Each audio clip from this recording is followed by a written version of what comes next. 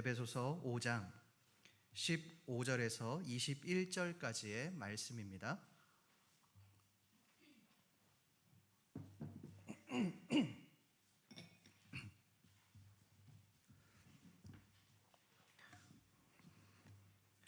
저와 여러분들이 한 절씩 교독하시겠습니다.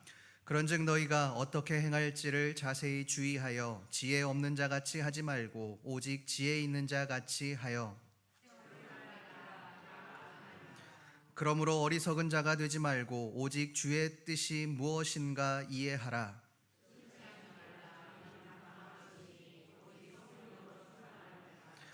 시와 찬송과 신령한 노래들로 서로 화답하며 너희의 마음으로 주께 노래하며 찬송하며,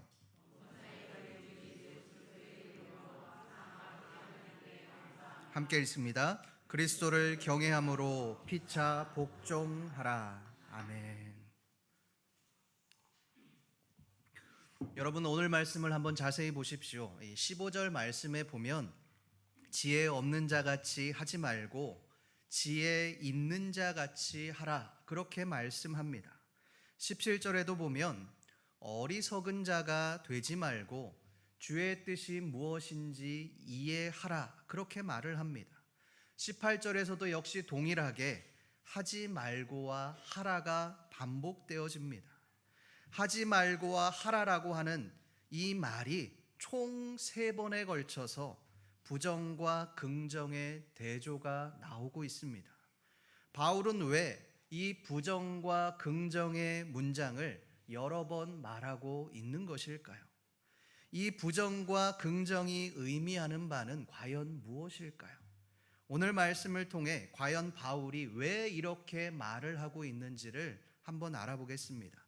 우리 오늘 말씀 15절 말씀을 함께 읽어보겠습니다. 시작. 그런즉 너희가 어떻게 행할지를 자세히 주의하여 지혜 없는 자 같이 하지 말고 오직 지혜 있는 자 같이 하여. 지난 말씀에서 이 바울은 에베소 교인들을 향하여 잠자는 자여 죽은 자들 가운데서 일어나라, 그렇게 강력하게 말을 했습니다. 그렇다면 이 오늘 말씀은 잠에서 깬 자들이 어떠한 삶을 살아야 하는지를 말씀하고 있는 것입니다. 바울은 잠에서 깬 자들을 향하여 가장 먼저 뭐라고 말을 합니까? 너희가 어떻게 행할지를 자세히 주의하여 라고 말을 합니다.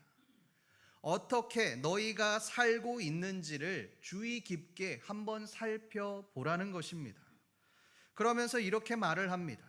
지혜 없는 자 같이 하지 말고 오직 지혜 있는 자 같이 하라. 지혜 없는 자와 지혜 있는 자를 비교하고 있습니다. 여러분, 바울은 왜 이 둘을 비교하고 있을까요? 에베소 교인들이 지혜 없는 자의 삶을 살았기 때문에 그렇습니다. 그렇다면 여러분, 우리에게 질문이 하나 생깁니다. 그 질문은 과연 지혜란 무엇인가 라고 하는 질문입니다. 여러분, 참된 지혜라는 것이 과연 무엇일까요? 말씀을 한 구절 찾아보겠습니다. 잠언 1장 7절부터 8절까지의 말씀입니다. 잠언 1장 7절에서 8절 말씀을 함께 읽어보겠습니다. 시작. 여호와를 경외하는 것이 지식의 근본이거늘 미련한 자는 지혜와 훈계를 멸시하느니라. 내 아들아, 내 아비의 훈계를 들으며 내 어미의 법을 떠나지 말라. 여러분이 잠언의 말씀은 지혜를 무엇이라고 말씀합니까? 여호와를 경외하는 것이 지식, 지혜의 근본이다, 그렇게 말을 합니다. 미련한 자는 지혜와 훈계를 멸시한다고 말을 합니다. 여러분, 여기에서 미련한 자는 세상의 사람들입니다. 그들은 세상의 풍조를 따라 세상의 방식대로 살아가는 사람들입니다. 그 사람들의 가장 큰 특징은 하나님이 없다고 여기는 것입니다. 하나님이 계셔야 할 자리에 내가 그 자리를 차지하고 있는 것입니다. 그들을 향하여 잠언의 저자는 미련한 자다라고 그렇게 말을 합니다. 그런데 여러분, 8절 말씀을 한번 보십시오. 갑자기 8절 말씀에 내 아들이 등장합니다. 내 아들아, 내 아비의 훈계를 들으라. 내 어미의 법을 떠나지 말라. 그렇게 말을 합니다. 미련한 자들에 대해서 언급하다가 갑자기 아들을 찾습니다. 여러분, 이 말씀을 도대체 어떻게 해석해야 하겠습니까? 하나님의 자녀인 이스라엘 백성들이 하나님이 선택한 그 거룩한 백성들 중에 세상 사람들처럼 하나님이 없는 그런 삶을 살아가는 사람들이 있었다는 말입니다. 이스라엘 백성들은 바알에 빠져 우상 숭배했습니다. 그런데 여러분, 이스라엘 백성들이 왜 우상 숭배에 빠졌을까요? 그것은 가나안이라고 하는 땅과 관련이 있습니다. 이스라엘 백성들이 애굽에서 생활할 때는 자기의 땅이 없었습니다. 물론 요셉을 통해 고센 땅을 얻게 되었지만 실질적으로 그들은 애굽에서 노예로 살아갔기 때문에 그 땅의 주인이 아니었습니다. 광야 시대도 마찬가지입니다. 이스라엘 백성들은 광야에서 언제 죽을지 모르는 그 하루살이의 인생을 살아갔습니다. 땅이 없어 유리하고 방황하는 그 나그네의 삶을 살아갔습니다. 그러다가 적과 꿀이 흐르는 가나안 땅으로 입성하게 되었습니다. 이제 이스라엘이 가나안 땅의 주인이 되었습니다. 그런데 그 땅을 주관하는 신이 바로 바알이었습니다. 우리가 알고 있는 바알은 어떤 신입니까? 다산과 풍요의 신입니다. 이 부분들 때문에 많은 이스라엘 백성들이 바알 신을 섬기게 되었습니다. 당시 팔레스타인 지방에서 바알의 이름은 주인, 왕이라는 뜻을 가지고 있었습니다. 바알이 가나안 땅의 주인이라는 것입니다. 그렇다면 근본적으로 돌아가서 가나안 땅에 살았던 이스라엘 백성들은 바알을 섬길 수밖에 없는 구조가 되는 것입니다. 왜요? 하나님이 주인이 되시는 그 삶에서 이제는 땅이 주인이 되는 삶을 살게 되었기 때문에 그렇습니다. 하나님의 백성들이 땅의 백성이 되었습니다. 이것은 마치 오늘날을 살아가는 우리의 모습과도 닮아 있습니다. 오늘날 우리의 왕이 되고 주인이 되는 것이 무엇입니까? 하나님이 아닙니다. 돈입니다. 물질 만능주의가 우리를 지배하고 있습니다. 제가 월요일마다 학교를 다니는데 한 클래스에서 젊은 세대들이 왜 결혼을 하지 않는가, 왜 아이를 낳지 않는가라는 주제로 열띤 토론이 벌어졌습니다. 거기에 여러 가지 이야기들이 나왔습니다. 정부의 지원이 부족하다, 사회적인 인식이 바뀌어야 한다, 여러 가지 이야기들이 나왔습니다. 그런데 결론이 어떻게 났는지 아십니까? 그 결론은 결국 돈에 대한 인식 때문에 이 일들이 벌어졌다라고 결론이 났습니다. 결혼을 하려면 번듯한 집 한 채는 가지고 있어야 하는데, 아기를 낳으려면 이 정도의 소득과 재력을 가지고 있어야 하는데, 그래야지만 출산을 할 수 있다는 인식 때문에 그 조건이 채워지지 않으면 고생할 것이 뻔해서 아예 결혼도 하지 않고 아기도 낳지 않고 나는 그냥 내 삶을 살겠다라고 말을 하고 있다는 것입니다. 그 중에 나왔던 이야기 중에 가슴 아픈 이야기는 자녀가 결혼을 앞두고 있음에도 사위가 며느리를 집에 들이지 못하고 인사를 하지 못했다라고 하는 이야기였습니다. 그 이야기를 들으며 왜 인사를 시키지 못하느냐, 왜 집으로 초대하지 못하느냐라는 이야기를 했을 때 돌아오는 대답은 이렇습니다. 집이 좁아서. 여러분, 저는 이 말을 듣고 너무나도 마음이 아팠습니다.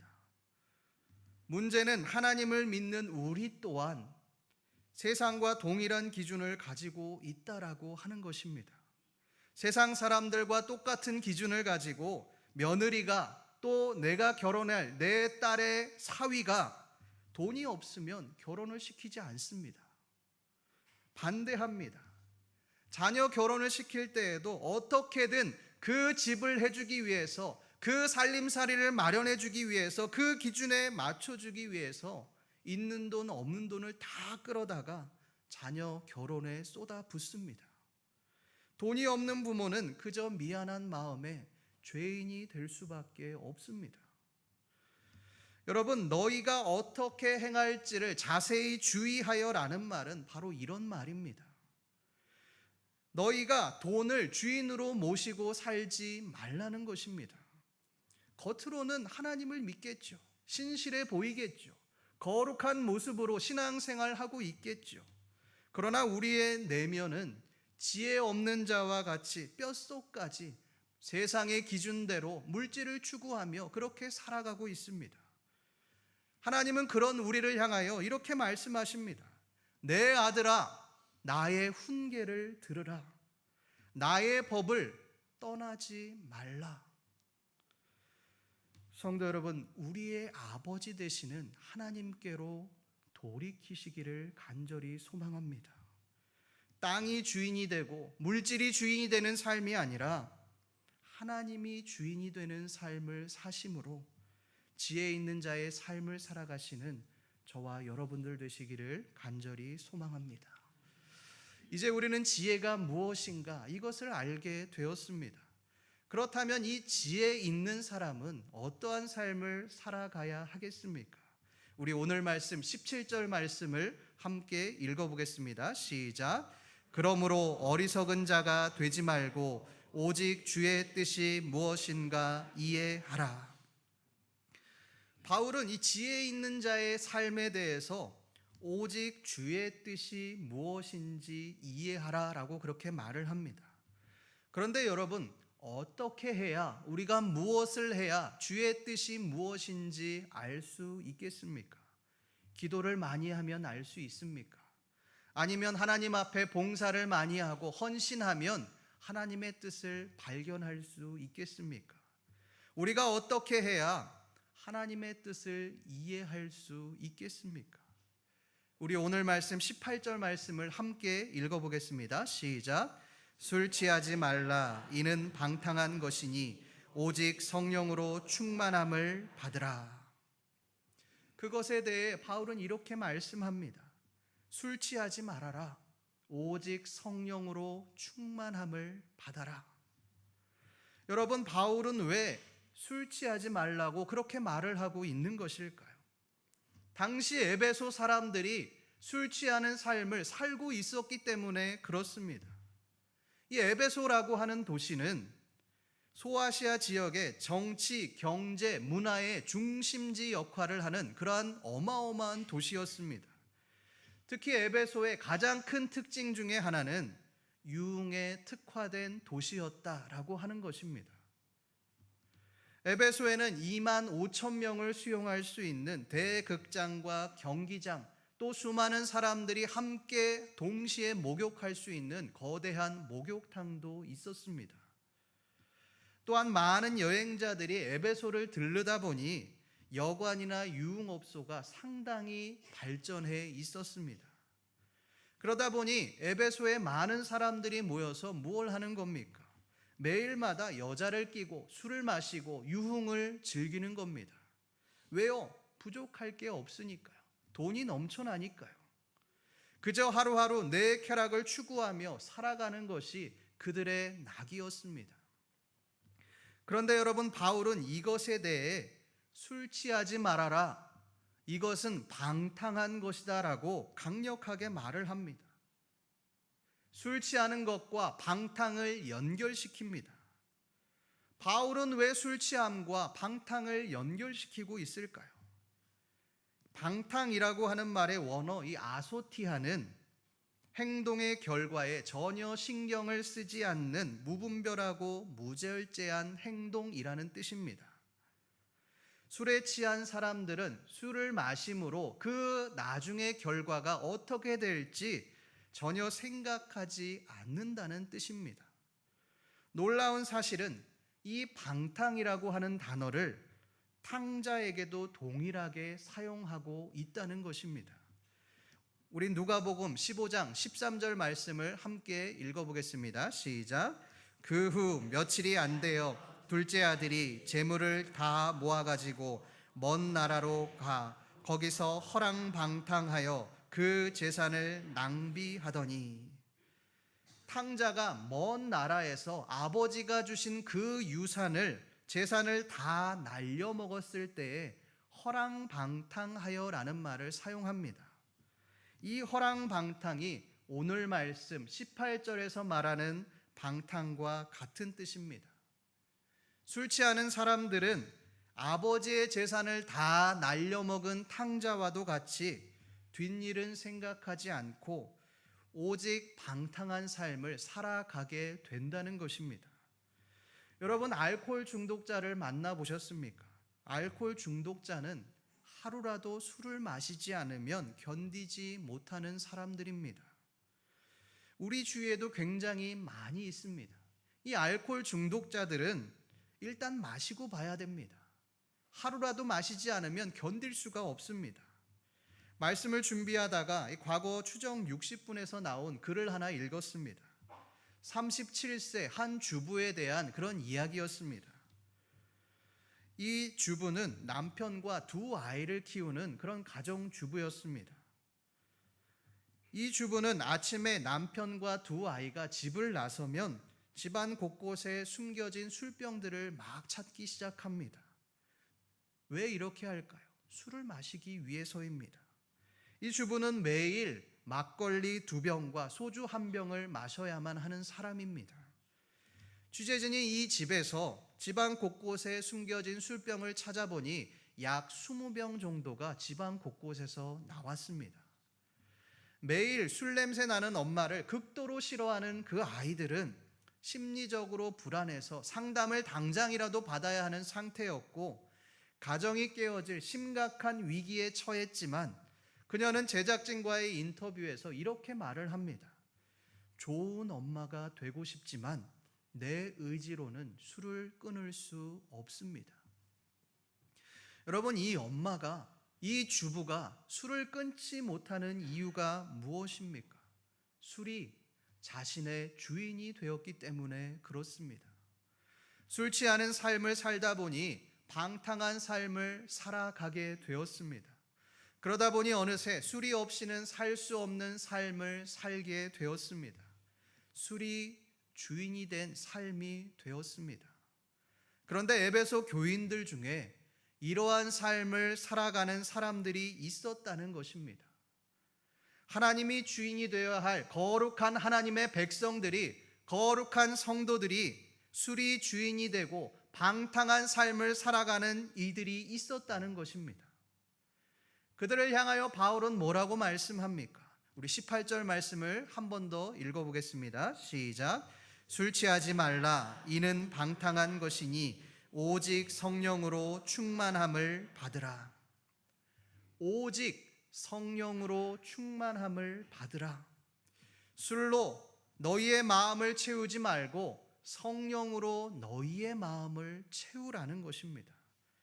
성령으로 충만함을 받으라라는 말이 무슨 말입니까? 술이 주인이 아니라 오직 성령님이 주인이 되는 그 삶을 살아가라는 것입니다. 여러분, 술의 특징이 무엇입니까? 나를 없애버립니다. 나의 인격, 나의 선함, 나의 모든 것이 술을 마시면 없어집니다. 그것이 술입니다. 그러나 성령은 그렇지 않습니다. 우리를 거룩하게 만듭니다. 우리를 신실한 삶으로 인도합니다. 19절 말씀을 한번 보십시오. 너희의 마음으로 주께 노래하며 찬송하며 라고 그렇게 말을 합니다. 성령이 임하니, 성령께서 우리의 마음 가운데 계시니 하나님을 찬양하는 삶을 살아가게 되었습니다. 여러분, 우리가 은혜 받으면 우리 안에서 찬양이 자연스럽게 흘러나옵니다. 하나님을 높이고 하나님을 찬양하는 그 찬양이 끊이지가 않습니다. 누가 시키지 않아도 어느 장소에 있든지 그 찬양이 우리 마음속에서 계속 흘러나오게 되어 있습니다. 여러분들도 다 경험하지 않으셨습니까? 찬양하고 예배하는 것이 너무너무 행복해서 이렇게 평생 살았으면 좋겠다라는 그 생각을 가진 적이 있지 않으십니까? 성령으로 충만하게 되면 이런 일들이 일어난다는 것입니다. 두 번째 20절 말씀을 함께 읽어보겠습니다. 시작. 범사에 우리 주 예수 그리스도의 이름으로 항상 아버지께 감사함. 성령 충만한 삶을 살아가는 사람들은 하나님 앞에 감사한 삶을 살아갈 수밖에 없습니다. 20절의 첫 단어를 보십시오. 범사에라고 그렇게 말을 합니다. 이 말은 감사한 일이 있을 때만 감사한다는 것이 아닙니다. 시련과 고통이 있을 때에도, 고난이 있을 때에도 하나님 앞에 감사한다는 것입니다. 여러분, 고난이 있으면 절망하는 것이 인간의 본능입니다. 그런데 어떻게 고난 중에 감사할 수 있습니까? 어려움과 시련 중에 어떻게 감사를 고백할 수 있습니까? 우리 시편 119편 71절 말씀을 함께 읽어보겠습니다. 시작. 고난당한 것이 내게 유익이라 이로 말미암아 내가 주의 율례들을 배우게 되었느니라. 여러분, 왜 시편의 저자는 고난이 유익이다라고 그렇게 말을 합니까? 주의 율례들을 배우게 되었나이다. 고난을 통해 하나님이 나에게 무엇을 원하시는지, 하나님이 나에게 어떻게 역사하시는지를 알게 되었기 때문에 내가 감사한다는 것입니다. 비록 고난이 임했지만 고난 속에 임하시는 하나님을 만나니 감사하는 삶을 살게 된 것입니다. 존 스토트는 이것에 대해서 이렇게 말합니다.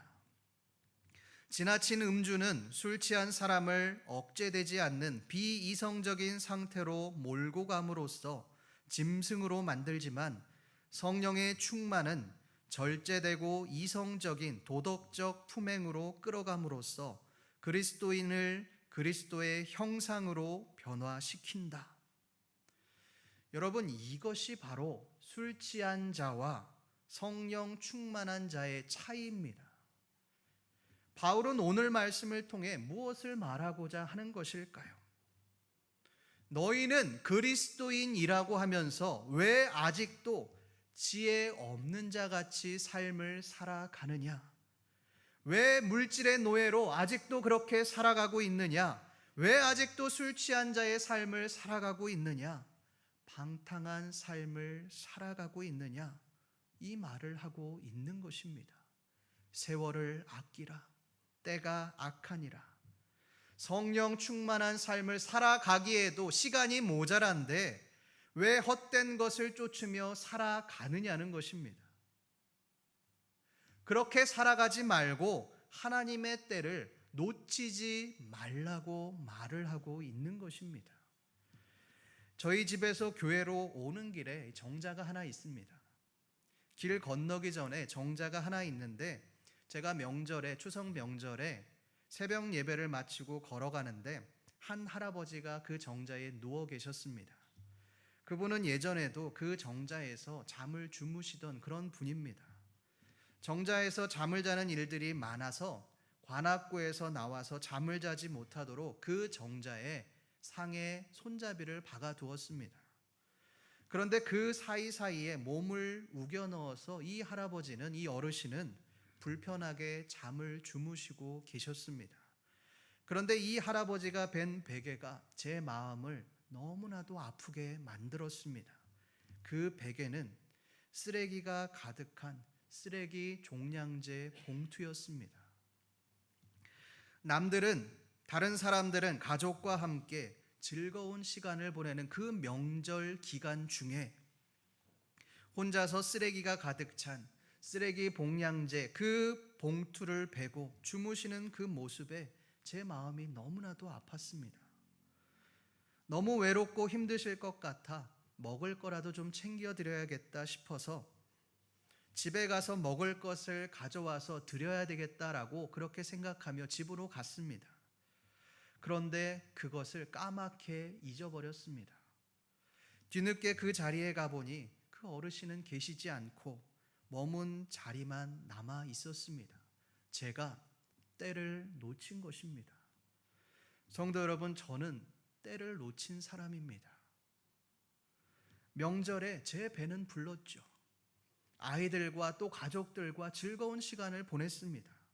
가족들을 만나며 행복한 시간들을 보냈습니다. 먹을 것도 배부르게 배가 터지도록 그렇게 잘 먹었습니다. 그러나 정작 제 주위에 소외된 어르신은 돌보지 못했습니다. 그분은 돌아보지 못했습니다. 그분이 얼마나 배가 고픈지, 얼마나 외로우신지 그 마음을 헤아리지 못했습니다. 하나님의 말씀대로 행할 수 있는 그 때를 놓쳤습니다. 성도 여러분, 여러분은 하나님의 때를 놓치지 않으셨으면 좋겠습니다. 원재훈 작가가 쓴 내가 헛되이 보낸 오늘은 어제 죽은 이가 그토록 그리던 내일이다 라는 그런 책이 있습니다. 이 책은 성인에서부터 성자에서부터 일반인에 이르기까지 죽음을 맞이한 사람들이 남긴 말, 그 유언들을 정리해 놓은 책입니다. 여기에는 알렉산더 대왕에서부터 오드리 헵번까지 누구나 알만한 사람들이 남긴 그 유언들이 기록되어 있습니다.